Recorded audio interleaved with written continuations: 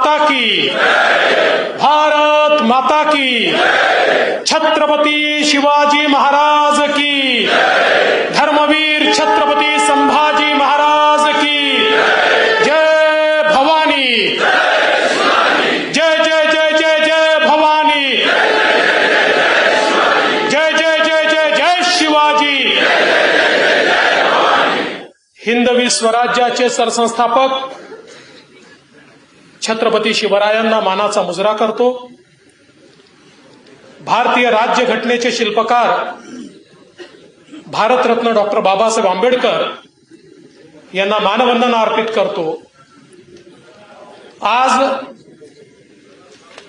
आपल्यामध्ये विशेषत्वाने उपस्थित झालेले आणि खऱ्या अर्थानं नवभारताची निर्मिती करणारे आपले यशस्वी पंतप्रधान माननीय नरेंद्र मोदीजी यांच्या नेतृत्वात तयार झालेल्या जगातल्या सर्वात मोठ्या राजकीय पक्षाचे अध्यक्ष आदरणीय जगतप्रकाश नड्डाजी, आपल्या सगळ्यांच्या वतीनं मी आदरणीय नड्डाजींचं मनापासून स्वागत करतो. मंचावर उपस्थित आपले अध्यक्ष चंद्रशेखर बावनकुळेजी, सन्माननीय सी.टी. रवीजी, विनोद तावडेजी, तरुण चुकजी, माननीय शिवप्रकाशजी, पंकजाताई मुंडे, त्याचप्रमाणे नारायणराव राणे, रावसाहेब पाटील दानवे, आशिषजी शेलार, सुधीरभाऊ मुनगंटीवार, चंद्रकांतदादा पाटील, गिरीशजी महाजन, जयवानसिंगजी पवैया, ओमप्रकाश धुर्वेजी, सुनील देवधरजी, विजयाताई रहाटकर, या ठिकाणी उपस्थित आपले कपिल पाटीलजी, डॉक्टर भारतीताई पवार, हंसराजभाई अहिर, मंत्रिमंडळातील आमचे सर्व सहकारी, सर्व आमदार, सर्व खासदार आणि उपस्थित सर्व कार्यकर्ता भगिनी आणि बंधूंनो, खरं म्हणजे आज ही जी काही आपली कार्यकारिणी होते ती बावनकुळेजींनी नवीन टीम घोषित केल्यानंतरची पहिली कार्यकारिणी आहे. आणि आपलं सौभाग्य आहे, असं फारसं कधी होत नाही, पण पहिल्याच कार्यकारिणीच्या बैठकीला स्वतः राष्ट्रीय अध्यक्ष आपल्यामध्ये आज उपस्थित आहे.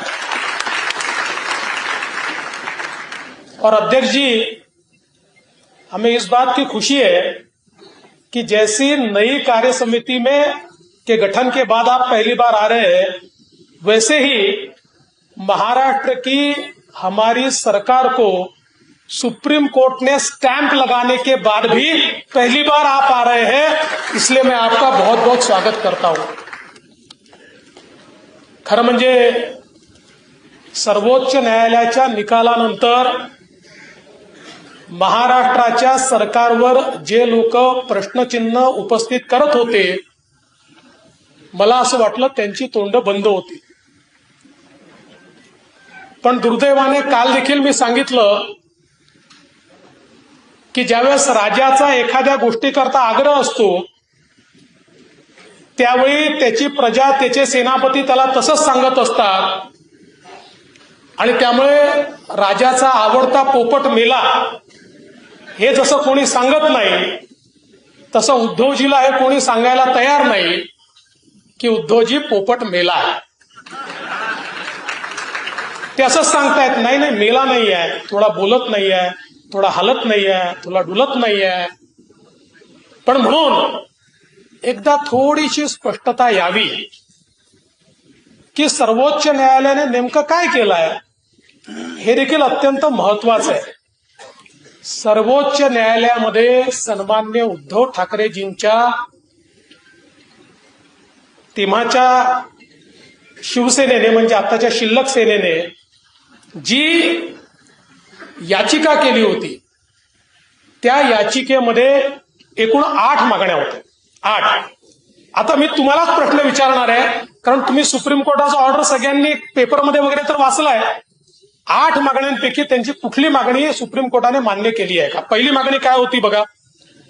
पहिली मागणी होती एकनाथ शिंदे यांना मुख्यमंत्री म्हणून निमंत्रित करण्याचा राज्यपालांचा निर्णय रद्द करा. झाली आहे मागणी मान्य? दुसरं होतं 3 जुलै 2022 रोजीची विधानसभेतील कारवाई आणि अध्यक्षांची निवड रद्द करा. झाली आहे निवड रद्द? जरा जोरात सांगा, झाली आहे? तिसरी मागणी होती 4 जुलै 2022 रोजीची विधानसभेतील कारवाई आणि मुख्यमंत्र्यांच्या बाजूने पारित झालेला विश्वासदर्शक ठराव रद्द करा. झाला रद्द? त्यानंतर त्यांची मागणी होती एकनाथ शिंदे आणि त्यांच्या आमदारांविरुद्ध विधानसभा अध्यक्षांकडे प्रलंबित अपात्रतेच्या याचिका तुमच्याकडे बोलवा आणि संविधानाच्या कलम 142 नुसार त्याच्यावर निर्णय करा. झाला असा निर्णय? मग सांगितलं 3 जुलै 2022 रोजी विधानसभा अध्यक्षांनी पाठवलेलं पत्र रद्द करा. केलं रद्द? मग त्यांनी मागणी केली 28 जून 2022 रोजी राज्यपालांनी उद्धव ठाकरे आणि महाराष्ट्र विधानमंडळ सचिवांना पाठवलेलं पत्र रद्द करा. केलं रद्द? मग त्यांनी म्हटलं घटनेच्या 10व्या शेड्यूल प्रमाणे 8 जुलै 2022 रोजी विधानसभा अध्यक्षांनी बजावलेले समन्स रद्द करा. केलं रद्द? मग त्यांनी सांगितलं भरत गोगावले यांनी अपात्रते संबंधात सुरू केलेल्या कारवाईला स्थगिती द्या. दिली स्थगिती? मग यापेक्षा वेगळी मागणी काहीच नव्हती. या 8 मागण्या त्यांनी केल्या, यातली एकही जर सर्वोच्च न्यायालयाने त्या ठिकाणी मान्य केली नाही आणि उद्धवजी म्हणतात जा गावोगावी आणि सांगा आपलाच विजय झाला. बडवा, आपल्या बापाचं काय झालं? बडवा जाऊन काय हरकत नाही, तुम्ही आमच्या आंदोलनात सामील व्हा, पण तुमच्या मनामध्ये कुठली शंका ठेवू नका, पोपट मेलाय. हे सरकार पूर्णपणे संवैधानिक, पूर्णपणे कॉन्स्टिट्यूशनल, पूर्णपणे लेजिटिमेट अशा प्रकारचं सरकार आहे आणि तुमच्या सगळ्यांच्या मेहनतीने आणि आशीर्वादाने हे सरकार आपला कार्यकाळ तर पूर्ण करेलच, पण पुन्हा एकदा निवडून येईल हा विश्वास या निमित्ताने मी व्यक्त करतो. पण त्याच वेळी मायक्रो मॅनेजमेंट देखील अत्यंत महत्वाची आहे. सातत्याने आपण बूथचा आग्रह धरतोय. शिवप्रकाशजींनी आपल्यासमोर बूथचा आग्रह धरला. शिवप्रकाशजींनी आपल्याला बूथ सशक्तीकरण अभियानाच्या संदर्भात सांगितलं. याचं कारण काय? नुकतंच आपल्याकडे कर्नाटकची विधानसभा झाली. कर्नाटकच्या विधानसभेमध्ये 700 पेक्षा कमी मतांनी पडलेल्या जागा 5 आहेत आणि जवळपास 42 जागा अशा आहेत की ज्याच्यामधली हार जीत ही 2000, 3000, 4000 झाली आहे. बूथ सशक्तीकरण अभियानाच्या माध्यमातून सगळे जरी एक झाले तरी देखील आपण या ठिकाणी अतिशय चांगला विजय हा प्राप्त करू शकतो. आणि म्हणून आपल्या पक्षात वारंवार सांगण्यात येतं लढाई लोकसभेची नाही, लढाई विधानसभेची नाही, लढाई ही गावाची किंवा प्रभागाची देखील नाही, लढाई ही बूथची आहे आणि म्हणून बूथकडे सर्वाधिक लक्ष देण्याची आवश्यकता आहे. पण मला कधी कधी आश्चर्य वाटतं, कर्नाटकमध्ये आपला पराजय झाल्याबरोबर काही लोकांना एवढ्या आनंदाच्या उकळ्या फुटायला लागल्या, ज्यांच्या घरी पोरगा पैदाच झाला नाही तेही असे नाचून राहिले की जणू त्यांनाच पोरगा पैदा झाला. ज्यांचा एक माणूस तिथे निवडून आला नाही तेही बडवून राहिले, जे उभेच राहिले नाही तेही बडवून राहिले. पण बघा, कर्नाटकच्या पराजयाची त्या ठिकाणी चर्चा होते, पण त्याच दिवशी देशातलं सगळ्यात मोठं राज्य उत्तर प्रदेश, या उत्तर प्रदेशामध्ये लोकल बॉडीच्या इलेक्शनमध्ये भाजपने स्वतःचाच रेकॉर्ड मोडला आणि 17ही महापौर थेट महापौराच्या इलेक्शनमध्ये निवडून आले आणि सगळ्या नगरपालिकांमध्ये भारतीय जनता पार्टी त्या ठिकाणी बहुमतानं निवडून आली. पण त्याचा या ठिकाणी चर्चा झाली ना, कशाला? देवबंद सारखी नगरपालिका ज्या ठिकाणी दारुल उलम ही संस्था काम करते, अशा देवबंदमध्ये देखील भारत जिथे 65% मुस्लिम मतदार आहेत त्याही ठिकाणी भारतीय जनता पक्षाचा नगराध्यक्ष हा उत्तर प्रदेशात निवडून आला. याचं कारण भारतीय जनता पक्षाने त्या ठिकाणी सशक्तपणे काम केलं. आणि आता काही लोक म्हणतात कर्नाटक फॉर्म्युला लागू करणार, कर्नाटक फॉर्म्युला लागू करणार. आता यांचा कर्नाटक फॉर्म्युला लोकसभेतच लक्षात येईल. लोकसभेमध्ये कर्नाटकमध्ये 28 पैकी 25 जागा किमान आपण निवडून येऊ. पण तरी जे लोक म्हणतायत कर्नाटक फॉर्म्युला लागू करणार, त्यांना एवढंच सांगतो, हा छत्रपती शिवाजी महाराजांचा महाराष्ट्र आहे, हा धर्मवीर संभाजी महाराजांचा महाराष्ट्र आहे. तुम्ही असा विचार करत असाल की केवळ अल्पसंख्याकांचं ध्रुवीकरण करून या महाराष्ट्रामध्ये तुम्हाला निवडून येता येईल, हे शक्य होणार नाही. कारण या ठिकाणी छत्रपती शिवरायांनी एक एक मावळा जो तयार केलेला आहे, त्याला देव देश आणि धर्माकरता कसं लढायचं हे माहिती आहे. त्यामुळे निश्चितपणे येत्या लढाईमध्ये तो मावळा भारतीय जनता पक्षाचा मावळा हे दाखवून देईल की तुम्ही किती तुष्टीकरण करा, तुम्ही किती लांगुल चालन करा, पण लांगुल चालन करून कुठलाच कर्नाटक पॅटर्न तुम्हाला आणता येणार नाही. इथे एकच पॅटर्न चालेल, तो म्हणजे मोदी पॅटर्न. इथे एकच पॅटर्न चालेल, बीजेपी पॅटर्न. इथे एकच पॅटर्न चालेल, छत्रपती शिवरायांचा पॅटर्न. दुसरा पॅटर्न इथे चालू शकत नाही. आणि खरं म्हणजे आपण एक गोष्ट लक्षात घ्या, आता हे तिघं एकत्रित येतोय म्हणतात. आता त्यांच्या एकत्रितपणाचं काय विषयात तर मी नंतर आपल्याला सांगेनच. पण आज भारतीय जनता पार्टी आणि शिवसेनेची जी युती आहे ही अतिशय भक्कम आहे. ज्या शिवसेनेने विचाराकरता सरकार सोडलं, कारण एकनाथ शिंदे तर सरकारमध्ये होते, विचारांकरता सरकार सोडलं ते आपल्यासोबत आहे. आणि ज्यांनी सरकार करता विचार सोडला, ज्यांनी खुर्ची करता विचार सोडला, ती शिल्लक सेना आता फक्त या ठिकाणी महाविकास आघाडीकडे आहे. त्यामुळे मला विश्वास आहे की येत्या निवडणुकीत शिवसेना भारतीय जनता पार्टी कुठल्याही परिस्थितीमध्ये, ती महानगरपालिका असो, ती जिल्हा परिषद असो, किंवा त्यानंतर लोकसभा आणि विधानसभेमध्ये आपण निवडून येऊ. आणि आपला निवडून येण्याचा फॉर्म्युला काय आहे? आपला निवडून येण्याचा फॉर्म्युला आहे मोदीजींची कार्यशैली. आणि आपला नरेटिव्ह काय आहे? सामान्याच्या विकासाचा आपला नरेटिव्ह आहे.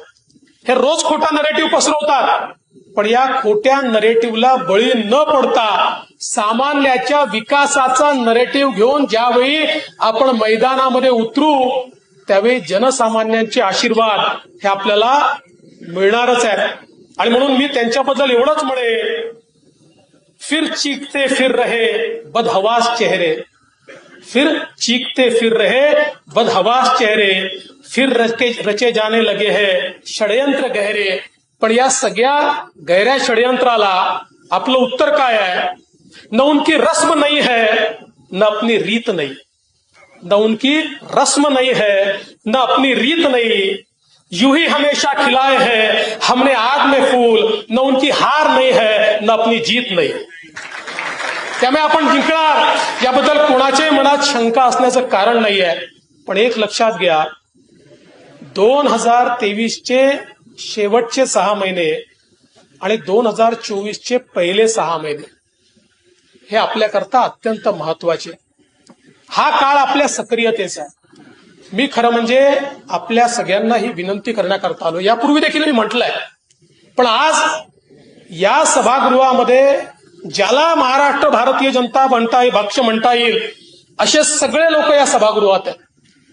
भारतीय जनता पक्षाचं सर्वव्यापी सर्वस्पर्शी रूप प्रातिनिधिक स्वरूपात या सभागृहामध्ये उपस्थित आहे. त्यामुळे मी तुम्हाला आज अपील करणार आहे, हे 6 महिने आणि पुढचे 6 महिने कुठलीही लालसा मनात न बाळगता भारतीय जनता पक्षाकरता आपल्याला द्यायची आहे. आज ज्या नवभारताची निर्मिती मोदीजी करतायत, तुम्ही आणि आम्ही इतके वर्ष काम करतोय, त्या नवभारताच्या निर्मितीकरता जे स्वप्न भारताच्या स्वातंत्र्यापासून आपण सातत्याने पाहिलं, त्या स्वप्नाकडे आता हळूहळू मजल दरमजल करत आपण पोहोचतोय. एक एक सोपान आपण त्या ठिकाणी पार पाडतोय. अशा परिस्थितीमध्ये हे 1 वर्ष अत्यंत महत्वाचं आहे. या 1 वर्षामध्ये जे आपलं समर्पण असेल ते भारतीय जनता पक्षाकरता नाही, ते या देशाकरता. जे समर्पण असेल ते मोदीजींच्या कार्याकरता, जे समर्पण असेल ते खऱ्या अर्थानं पुन्हा एकदा भारत भारताला परमवैभवाला नेण्याकरता हे समर्पण देण्याची तयारी आपली आहे का, हा माझा सवाल आहे. सांगा, आपली तयारी आहे का? आपली तयारी आहे का? खरंच आहे का? मी विचारलं म्हणून सांगू नका, मनापासून आहे का? मग मी आज सांगतो, पुढच्या 1 वर्षात कोणाला काही मिळणार, काय मिळणार? कोणी समिती मागायची नाही, कोणी पद मागायचं नाही, कोणी मंत्रीपद मागायचं नाही. मंत्रीपद मागायचं नाही म्हटल्यावर बाकीच्यांनी हो म्हटलं, आमदार एकही म्हणाल तयार नाही. विस्तार करू आपण, काळजी करू का? पण अतिशय सिरियसली एक गोष्ट आपल्याला मी म्हणू इच्छितो की आता ही वेळ आहे, पार्टीने मला काय दिलं न विचारता मी पार्टीला काय देणार हे सांगण्याची वेळ आहे. आणि ज्याच्यामध्ये ही हिंमत आहे की मी मागणार नाही, मी देणार, ज्याच्यामध्ये दानत आहे हे सांगायची की मी मागणार नाही, मी देणार, तो खरा भारतीय जनता पक्षाचा कार्यकर्ता आहे. आणि जो केवळ घेण्याकरता या ठिकाणी आहे तो भारतीय जनता पक्षाचा खरा कार्यकर्ता असू शकत नाही.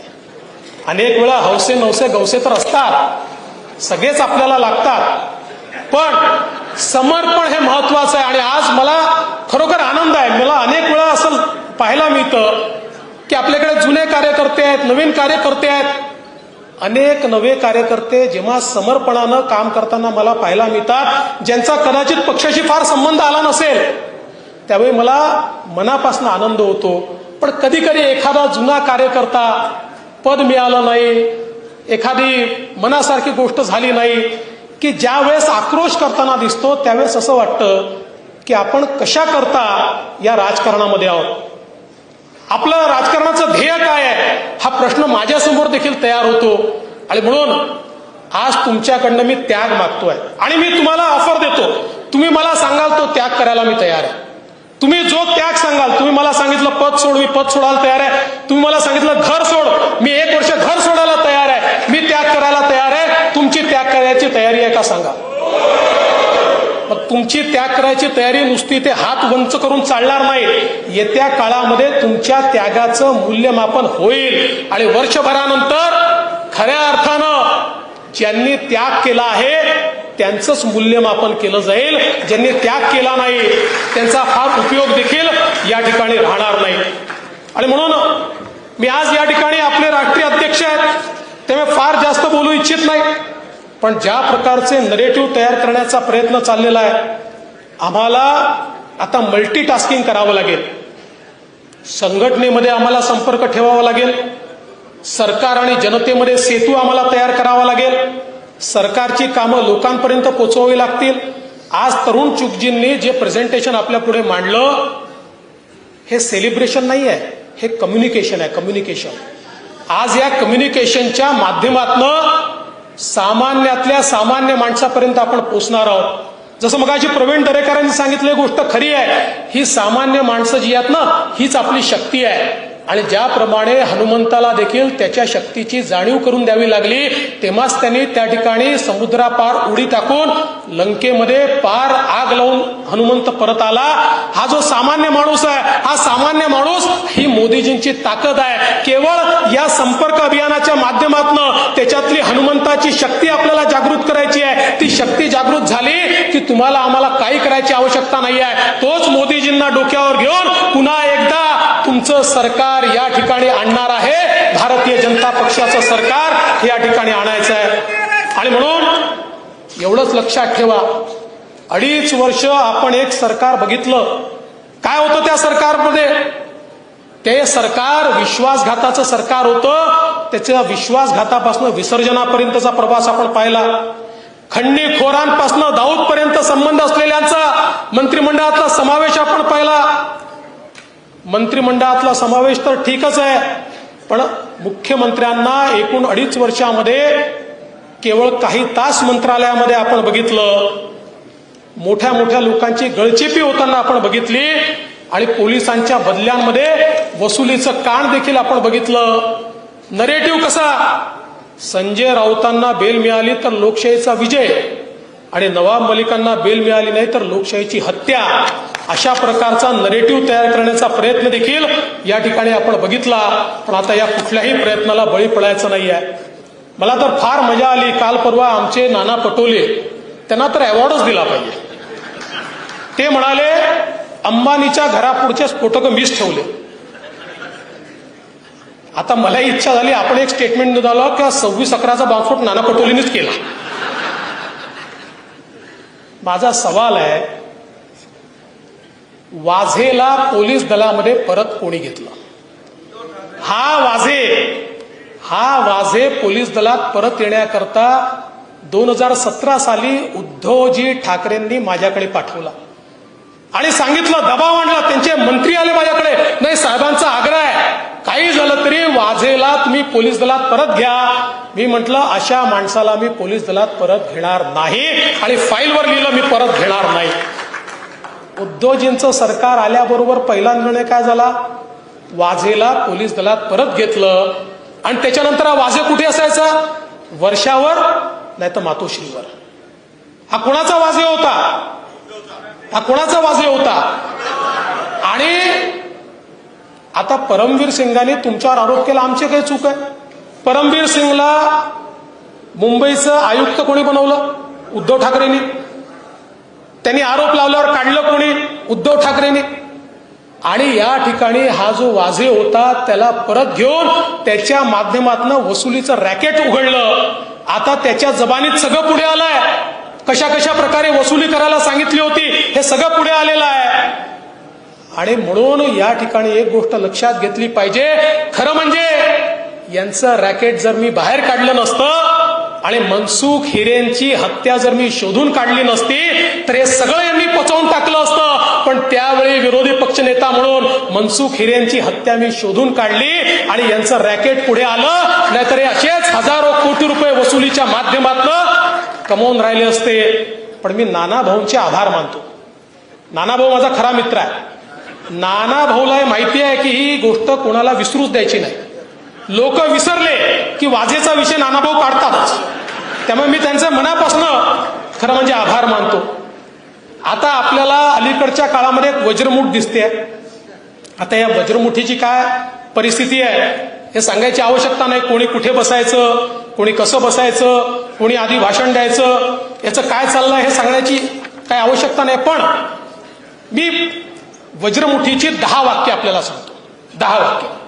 आत्ता एक पुस्तक आलंय, आशिषजी, फार महत्वाचं पुस्तक आहे. त्या पुस्तकाचं नाव आहे लोक माझे सांगती. आणि मी असं नाही, खोटं नाही सांगत, तुम्ही त्याचा पृष्ठ क्रमांक 318 व 319 याच्यावर जे लिहिलेलं आहे त्याच्यातली 10 वाक्य मी आपल्याला सांगतो. म्हणजे वज्रमुठीचे प्रमुख माननीय शरद पवार साहेब, वज्रमुठीचा चेहरा माननीय उद्धव ठाकरे साहेबांबद्दल काय म्हणतात. पहिलं, हिंदू हृदय सम्राट बाळासाहेब ठाकरे यांच्या सोबतच्या संवादातील सहजता उद्धव ठाकरे यांच्यासोबत नव्हती. दुसरं, उद्धव ठाकरेंना राज्यातील घडामोडींची बित्तम बातमी नसे जी मुख्यमंत्र्यांकडे असायला पाहिजे होती.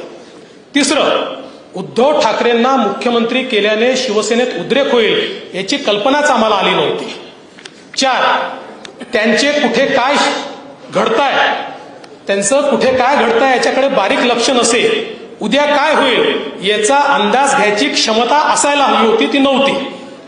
त्यानुसार काय पावले उचलायची हे ठरवण्याचं राजकीय चातुर्य असायला हवं, त्याची कमतरता आम्हाला जाणवत होती. मी नाही म्हणत आहे.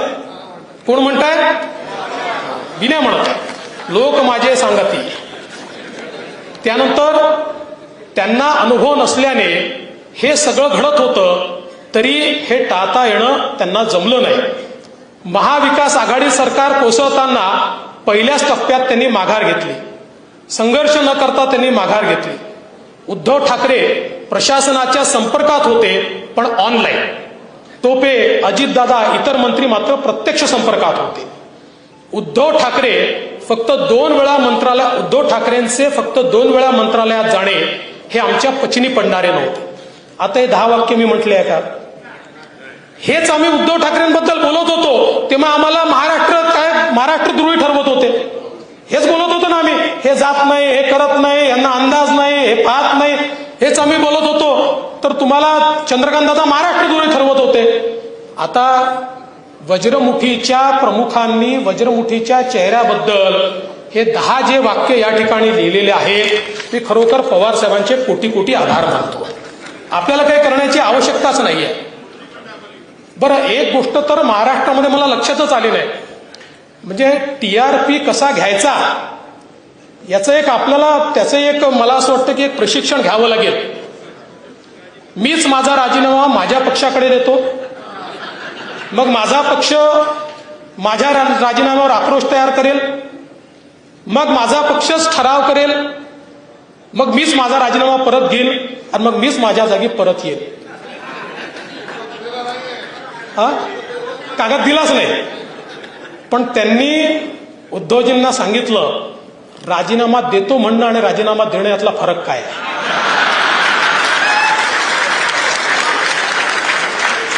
हा जो काही नवा फॉर्म्युला या ठिकाणी आलाय, असा एक लक्षात ठेवा, उसनं बळ घेऊन वाघ बनता येते. आणि वाघ 2 प्रकारचे असतात. वाघ बनता येतं कधी कधी, पण एक सर्कशीतला वाघ असतो आणि एक जंगलाचा राजा असतो. जंगलाचा राजा बनायचं असेल तर स्वतःची ताकद लागते, स्वतःचं बळ लागतं. उसण्या बळावर कोणी जंगलाचा राजा या ठिकाणी होऊ शकत नाही, हे देखील लक्षात घेतलं पाहिजे.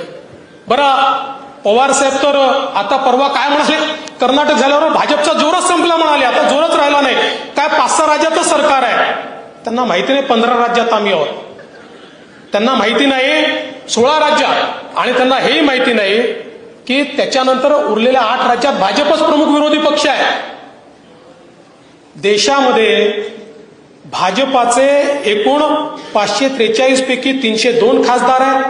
भाजपचे 100 राज्यसभेचे खासदार आहेत.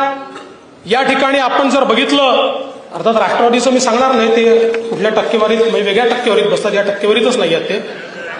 देशामध्ये 1415 भाजपचे आमदार आहेत, आपले अर्धेही कोणाचे नाही आहेत. देशामध्ये आपण जर बघितलं खासदार आमदारांची संख्या किंवा राज्यांची संख्या, सगळ्यात मोठं सरकार आपलं आहे. सगळ्यात जास्त आज अनुकूलता आपल्याला आहे. एखादं राज्य गेल्यानंतर पवारांना जर असं वाटत असेल की भारतीय जनता पार्टी कुठेतरी संपणार वगैरे, त्यांना एवढीच आठवण देतो की तुम्ही 2019ला असाच विचार केला होता, जेव्हा 18ला राजस्थान, मध्य प्रदेश आणि छत्तीसगड गेलं, तुम्हाला वाटलं आता संपलं. या 3 राज्यात 6च महिन्यामध्ये सगळ्या जागा भारतीय जनता पक्षाच्या निवडून आल्या, कारण या देशामध्ये लोकांचं मोदीजींवर प्रेम आहे. आता नवीनच चालू झालंय. कोणी म्हणतं भाकरी फिरवतो, कोणी म्हणतं भाकरी करपणार, कोणी म्हणतं भाकरी अजून काय वाकडी होणार. काय महाराष्ट्रातली परिस्थिती आहे, एक पक्ष भाकरी फिरवणारा, एक भाकरीचे तुकडे तोडणारा आणि तिसरा पक्ष पूर्ण भाकरीच हिसकावून घेणारा. आपला एकमेव पक्ष आहे जो गरिबांच्या भाकरीची चिंता करतोय.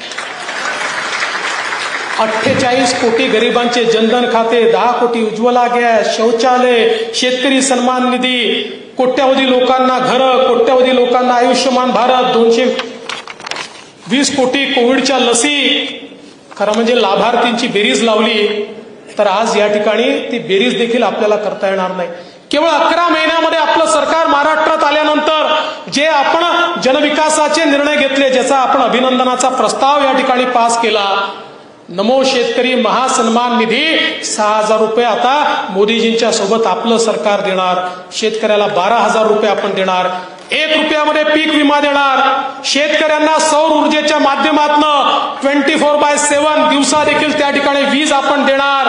जलयुक्त शिवाराच्या माध्यमातून त्याच्या शेतीला पाणी देणार. आमच्या महिलांना एसटी मध्ये प्रवासामध्ये 50% सवलत आम्ही देणार. लेक लाडकीच्या माध्यमातून घरी मुलगी झाली की ते घर लखपती होणार. महात्मा फुले जन आरोग्य योजनेच्या माध्यमातून 5 लाखापर्यंत लाखापर्यंतचा इलाज आता मोफत होणार. मोदी आवासच्या अंतर्गत ओबीसींना 10 लाख घरं मिळणार. त्याच्या व्यतिरिक्त SC ST 5 लाख घरं मिळणार. जनरलला देखील 5 लाख घरं त्या ठिकाणी मिळणार. नदी जोड आणि सिंचनाचे प्रकल्प आपण करणार. रस्ते, रेल्वे, स्वच्छ भारत अभियान याचं काम आपण या ठिकाणी करणार. 14 मेडिकल कॉलेजेस आपण करणार आणि समाजाच्या सर्व घटकांचं कल्याण करण्याकरता कल्याणकारी योजना देखील या ठिकाणी आपण राबवणार. त्यामुळे आपल्याला आज एवढीच विनंती करण्याकरता आलो आहे.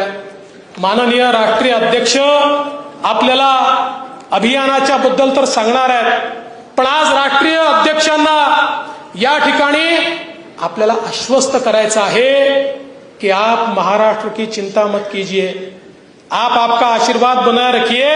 महाराष्ट्र का एक एक कार्यकर्ता लड़ेगा और जैसे 2014 में और 2019 में हमने 42 सीटें दी, एक आध सीट बढ़ाएंगे, कम नहीं होने देंगे. ये दावा करता हूं, ये वादा भी करता हूं आणि आपल्या सर्वांचं मनापासून या ठिकाणी स्वागत करतो, आपले आभार मानतो आणि आपलं दिलेलं वचन विसरू नका. मी पण विसरलेलो नाही. तुमच्यापैकी कोणी मला जे मागेल तो त्याग मी करीन एवढं सांगतो. आपलं त्यागाचं वचन लक्षात ठेवा एवढीच विनंती करतो आणि माझं बोलणं संपवतो. जय हिंद, जय महाराष्ट्र.